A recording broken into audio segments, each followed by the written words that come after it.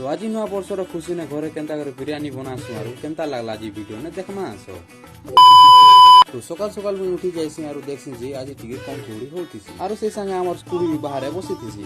Happy new year तापर सूर्योदय हला पर हम घर बाहर हैप्पी न्यू ईयर बोली लिखी देसु। तापर मुई एकला होतीसी बोले क्रिस के संगे धर से आरो बोले जाइसी मार्केट की। तापर मार्केट के आला पर हम सडनली भेटे जाइसी मनोज भाई संगे। न्यू ईयर 2026 नूतन वर्षन हार्दिक अभिनंदन सबके। Same to you.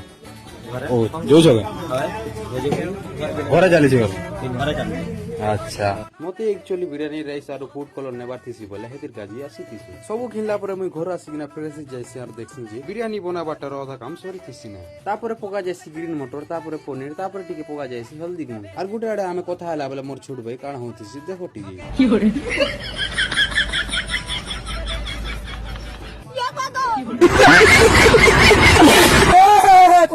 तापर फाइनली बनी कर रेडी जाइसी हमर बिरयानी।